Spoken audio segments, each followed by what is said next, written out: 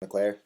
This is my first podcast, and I'm very excited. Hopefully, in the future, we'll be doing some more. I'll have some more co-hosts with me.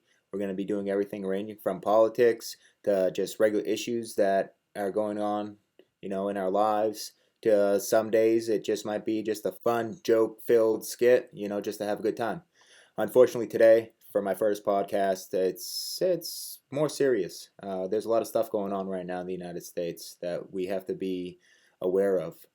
And really, that's where I want to start. I want to start going back 4 or 5 years ago and the presidential primary, and then finally the election of Donald Trump for president.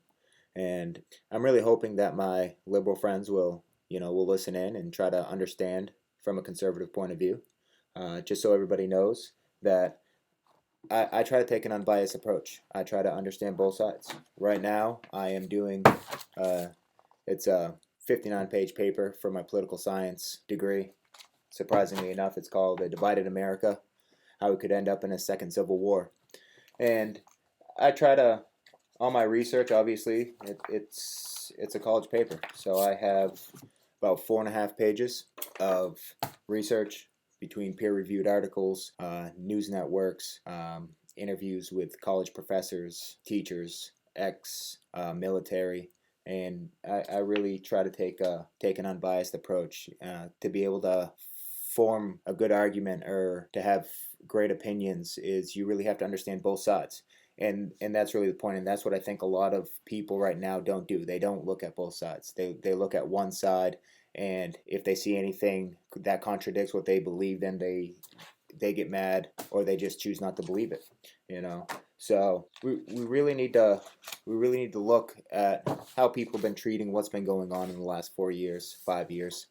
It all started with really the division in the United States started way before Donald Trump. And that's what people don't understand. They want to place blame on Donald Trump, and it's not. I'll tell you right now, it's not Donald Trump at all. Donald Trump was a cause of all the people that felt like they weren't being listened to by our elected officials in our government. And our government still doesn't listen to us. I don't like the government. I'm not a big fan of the government. I wish we could just get away from it completely. That's why I try to refer to people as liberals and conservatives. I hate Democrats, and I really don't like Republicans. My beliefs align more with Republicans, and that's why, I choose to vote that way. But both parties are part of the reason why we are in the type of turmoil we are in right now. I mean, and if you don't see that, if you don't think that, your party is part of the problems that we're having, then you need to, flip the channel, do some more research, listen to something else, do something, because as of right now, both Republicans and Democrats are the reason why we are in the mess we're in right now. Over the last 4 or 5 years, anybody that supported Trump, you're called a racist, you're called a bigot, you're called xenophobic, homophobic, you were called deplorable. You had elected officials and congressmen, congresswomen, people in the media. Oh, when they're down, kick them. You had Maxine Waters saying that you need to get in their face and you need to push back. If that's not inciting violence, I don't know what is. And that's exactly what it was telling people to push back. Anybody that supported Trump, you should dislike them or hate them for some reason, because somebody in the media or somebody in Washington, D.C. or whoever told you to. If you're going to hate somebody because somebody else told you to, I mean, that's just wrong on any level. I mean, it's a complete ignorance. I try to make judgments of people, and I generally don't hate anybody. So how people can, because I believe hate's a very, very strong word. There's a lot of people I dislike, but as far as to say that I actually hate them, I can't say that. I mean, there might be one or two my whole life of knowing all the people that I've known. But going back, what we've had to endure for the last 4 or 5 years from a conservative standpoint, like I said, called names, we can't come out and say that we support Donald Trump. I worked on the 2016 presidential campaign. All I did, I was a canvasser while I was in charge of field organizing, and I knocked on thousands of doors, and I've been called all kinds of names. I've had people yell and swear at me, scream at me, just because I said, "Hi, my name's Dan LeClaire, just seeing what your thoughts are on the upcoming election, and if we can get your support for Donald Trump. That's all I'd say, and people would start yelling and swearing at me. And for what? And you can say, oh, well, that's not me. Well, guess what? It's a lot of people, because I went through the whole city of Keene multiple times, and it's very discouraging. I also ran for state senate this past year. I had somebody write a negative article of me in the Keene Sentinel, an opinion piece. I had somebody standing on Central Square holding a sign that said Dan LeClaire has his head up his ass. I've had people flip me off, call me names, call me an a-hole, to F off. So people were afraid. Ever since 2016 or 2015, when Donald Trump was the nominee for president, people were afraid to come out and say that they supported him because of the backlash that they would get, And over the course of 4 years, all we wanted to do was to have a president, or to have the president that we elected to go in and be able to do a job and do what was best for the American people. We finally had a president that would listen to us, and that's why we elected him. Everybody looks at it that Donald Trump is the cause of all these issues, and he's not. We elected him because he said he was going to put America first. He said he was going to bring back jobs, bring back manufacturing. He made us energy independent. He gave us the lowest economy in the history of the United States, or the lowest unemployment rate, in the history of the United States. He was awarded, I think, 3 Nobel Peace Prizes for the peace deals that he made in the Middle East. He was able to create a vaccine in unprecedented times, to fight the coronavirus. These are some great accomplishments in the mainstream media. And there's a lot of people that just say, oh, he's just a mean, nasty person, and he's a dictator, and they call him names. And we elected this man to do a job, and he never got a chance to do that job. We elected this man to lead our country, to take us out of endless wars, which he's done. He's brought our troops home.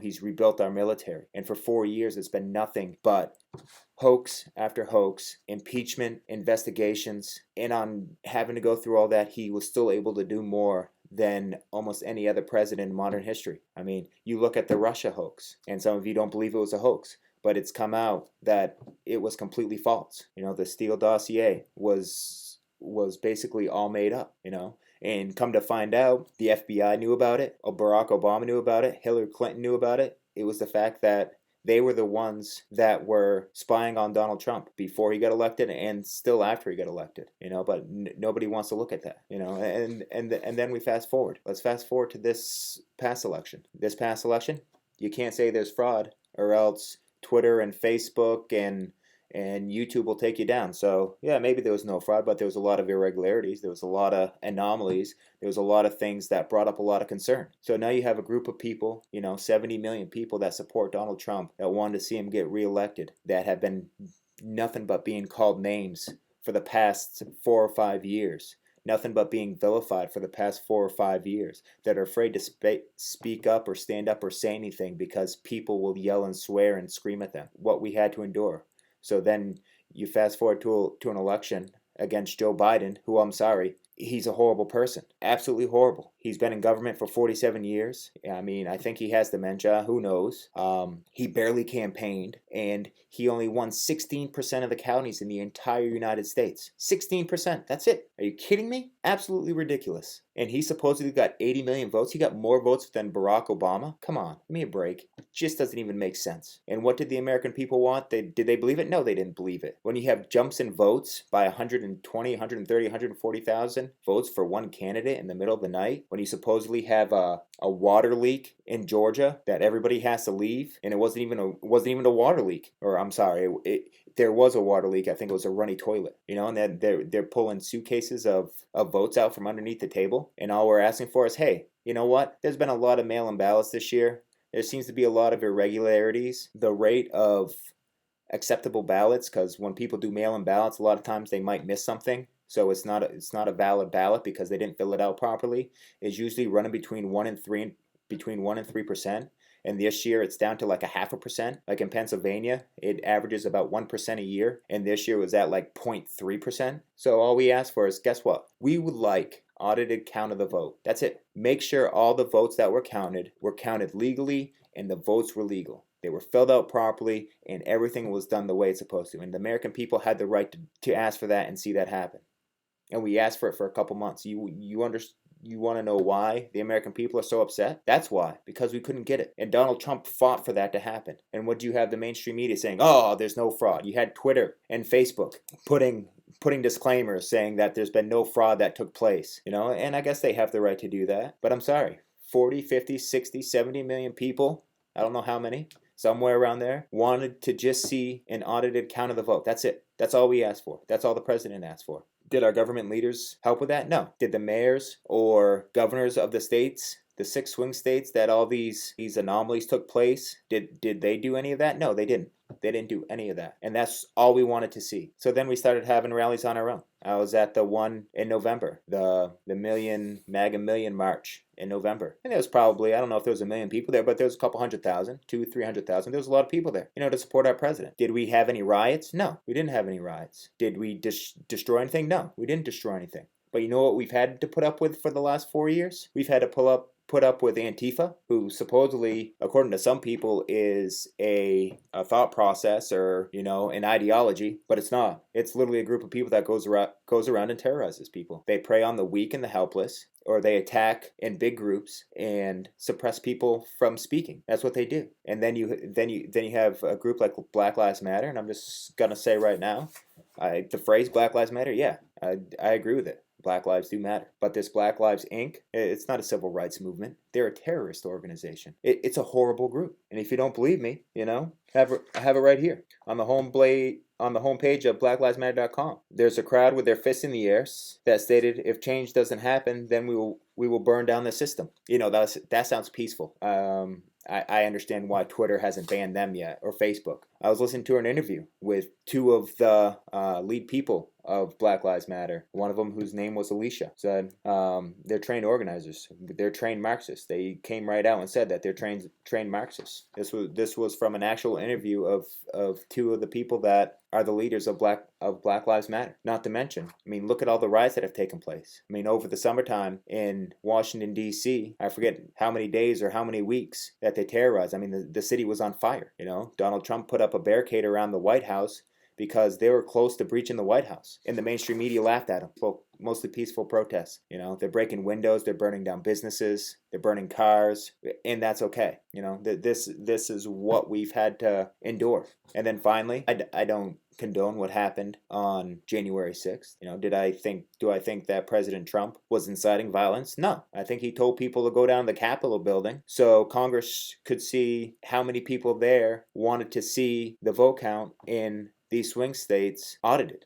That's what I believe he was telling the people to do. And then you have some people, and it's still up to speculation, but there's a lot of video out there showing the cops letting people in the gates. There's video out there showing people opening the emergency doors and protesters walking in with cops just standing there watching them walk in. Do I think it's okay what happened? No, I don't think it's okay. When it was first happening, what was my thought process? I'll be honest. I'm like, great, this is fantastic. It's about time the government knows who's in charge. We're in charge. The American people are in charge. That's who's in charge. We wanted to see an audited vote count. That's what we wanted, and you couldn't give that to us. Our elected officials, both Democrat and Republican, they have literally forgotten about the American people. They don't listen to us at all. Ever. And if you think they do, you're wrong. They do what's best for them. This is the issues that we have. Donald Trump said he was going to drain the swamp. I believe he tried. But the fact of the matter is the swamp's way too deep. It's so thick. I bet you 90%. You look at after they certified the election results, after Mike Pence certified the election results, he shakes some dude's hand. Dude gives him a quarter or some type of coin. He looks at it, sticks it in his pocket, and then he's bumping elbows with Nancy Pelosi. Give me a break. We had a few Republicans that stood up for what was right. Ted Cruz, who I'm a big fan of Ted Cruz. I think he's a genius. But everything that's been going on, he called the people that stormed the Capitol building terrorists. You got to be kidding me. They weren't terrorists. You know what they were? They're pissed off Americans. I'm a pissed off American. Am I going to resort to violence? No. Not unless I have to. Hopefully we don't have to. I will do everything in my power peacefully. But our elected officials, they don't listen to us. They haven't listened to the American people in a long time. That's why we're so divided, and that's why we're so angry. And then you have the other day, Twitter silencing the President of the United States, censoring what he can and cannot say. If that doesn't scare you, then you need to read a history book. And it's not just the President. And people's like, oh, that's great. Oh, somebody needed to keep him from talking. Him inciting violence. Apparently calling his supporters patriots is inciting violence now. I don't understand how that is, you know? I consider myself a patriot. Didn't incite violence to me. All I know is that the MAGA movement's just started. And you're goddamn right it just started. And it's only going to grow stronger. Democrats might hold the House and the Senate and the White House right now, but guess what? That's for a short period of time. You know, and hopefully in these next couple years, Democrats don't do anything too extreme. They already want to add Washington, D.C. and Puerto Rico as a state. If that happens, guess what? Your vote doesn't matter. Democrats will always hold the House and the Senate and probably the presidency if they allow that to happen. Doesn't matter what else happens. Any Republican? Nope. You're out of luck. Too bad. This is scary stuff. I mean, you look at the censorship going on right now. And I spoke out about this back in the summertime when you had the doctor standing in front of the Capitol building talking about cures for COVID. And they took it down. Facebook took it down. Twitter took it down. YouTube took it down. Said it was dangerous. A drug that they've used in other countries to treat malaria and other diseases that people pop like candy is dangerous. And nobody spoke out about it. And once they realize they can get away with it, guess what? They're going to keep doing it. And we've seen that. I mean, you look at Parler right now. Google took it off their Play Store. Apple took it off their app download. Amazon is going to deplatform them. So they have to find a new platform. Those three companies teamed up together. Those three companies are more powerful than federal government. And you should be thinking to yourself, if they can silence the President of the United States, who can't they silence? They can silence anybody. And guess what? You might think you're on the right side right now, but maybe something you said 5 years ago that they found out wasn't in their ideology. Maybe in 3 or 4 years, if this keeps going and they finally silence all the conservatives and they need something else to attack, because that's what they do. It's not just, oh, we silenced all the conservatives. Now we can start singing Kumbaya and holding hands and sitting around the campfire. That's not how it works. You know what they do? They find another reason, and eventually it'll affect everybody. And if you're not scared of the fact that they can just shut somebody right off, they can just shut down an entire internet site and silence millions of people. If that doesn't scare the crap out of you, then I don't know what will. It scares the crap out of me. Over the last few days, I've been planning and preparing all kinds of things that could happen because it could. Because guess what? I've spoke out against Democrats all the time. If they're able to get away with this, and the problem is it's not just Donald Trump. They just didn't silence Donald Trump. No. They silenced Leo Terrell. They silenced Brandon Straka, his Facebook page, his Walk Away movement. Had over 500,000 followers. Guess what? Gone. Graham Allen, 9/12 United, to bring Americans together the way we came together after 9/11, where we forgot about political parties and just focused on America and what was best for America. Yeah, they got rid of him too. This should scare everybody. It scares the crap out of me. And this is what we have to deal with. If you're a conservative right now, you should be scared too. And it's too bad. It's too bad that our country has come to this. We are not a free country anymore. Once our First Amendment rights are being taken away, we don't have a right to express ourselves the way we want freely. We get attacked because we might have a different opinion than you do. And I'm not saying everybody, but there's a lot of people out there. If you don't agree with them, they'll start yelling and swearing at you. I've had a few friends that if I had a different ideology or difference of opinion, or if I supported Donald Trump, gone. You're not my friend anymore. Why? Well, because you like Donald Trump. So what? I'm still friends with people that like Joe Biden or like the Democratic Party or whatever. Who cares? You move on. You find the things you do have in common. That's it. But that's not how we work right now. And it's pretty scary out there. Like I was saying, the past 4 or 5 years for a conservative, we've been pushed around. We've been called names. We've been humiliated. Anything you can think of, we can't express our opinions. That's been our lives for the past 4 or 5 years. And that's why we are built up a lot of frustration and a lot of anger. And it's because what happened at the Capitol building, not because of a group of people. Well, yes, it was because of a group of people that day. But that was a buildup of the mainstream media only reporting one side of a story. That's the result of a government that didn't listen to its constituents, ever, for years. That was the result of finally having a president that finally did listen to the American people, that tried to do what was best for the American people, and he got screwed over. That's what that was the result of, and now we're being silenced. And if you think it's going to get any better that they're silencing us, you're wrong, because guess what? We always find a way to communicate with one another. And if anybody that watches this knows me, knows my contact information, guess what? Reach out. We can get together, we can talk, we can start committees, and that's what we'll do, you know. You won't silence us. That's one of the reasons why I wanted to start a podcast. I like my voice to be heard. And I don't care if only 10 people watch this. It doesn't matter to me, because that's 10 people that understand my point of view and what I think about everything that's going on. And hopefully how I'm feeling right now would resonate with how they're feeling. That's what I hope. And hopefully we can find common ground. And hopefully we'll be able to resolve this peacefully. But in order to do that, you have to give our rights back. You have to stop censoring us. The mainstream media has to stop reporting one side of the news. They have to stop villainizing anybody that thinks differently than they do. Our people in government, we have to vote them out. I'm hoping in 2022, anybody that's running for re-election gets primaried, because I'm going to vote for whoever's primarying them. Because the people that are in our federal government right now, they've been there way too long, both sides. Nancy Pelosi, Mitch McConnell, Chuck Schumer, they've been there way too long. They got to go. And even in New Hampshire, you have Jeanne Shaheen, Maggie Hassan. They're a joke. They don't do what's best for New Hampshire. And then we have our so-called Republican governor, Chris Sununu. What do you have to say about this censorship that's going on? You're supposedly a Republican. Last time I checked, a Republican doesn't believe in strong government. A Republican doesn't put sanctions on private businesses. A Republican doesn't control private businesses. They don't tell people what to do. Less government. That's what Republicans believe in. Less government control. Free enterprise. Letting private businesses do what's best for themselves. You've done none of that. I really hope somebody primaries you. I can't wait to see the day you're out of office. The next few weeks coming up, it's not looking good for America. Not at all. I'm very upset about what's been going on, and I don't see it getting better. I make plans for myself to make sure I'm prepared any way that I can be. And I just tell you, you should do the same. Make sure you have the supplies that you need to be able to protect your family,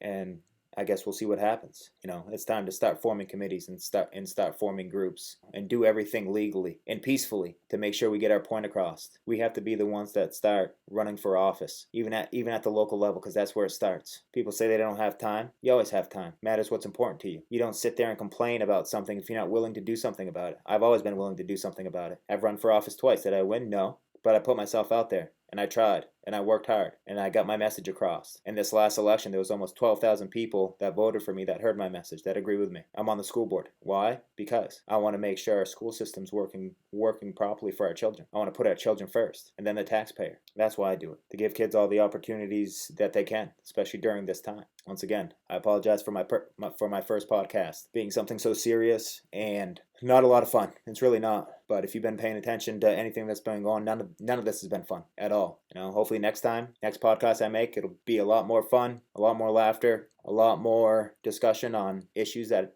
don't have to do with politics. But as of right now, this is the main thing that's hitting us front and center. And if you agree with any of this censorship going on, you need to read a history book, because this is the start of things that are not good. It doesn't end well. I said the same thing at the mass mandate rally this past summer in the city of Keene when they passed a mask mandate. They say they do it for the greater good. That's one of the most dangerous sayings a person can have, is we did it for the greater good. Because who decides what the greater good is? Do you decide what the greater good is? Somebody in government decide what the greater good is. Because I know what the answer is for somebody in government. Whatever keeps them in power. That's what the greater good is. At any expense. I want to thank you for tuning in. Hopefully I'll be talking to y'all in about another week or so, maybe sooner. We'll see what happens. All right. Take care. I'll talk to you later.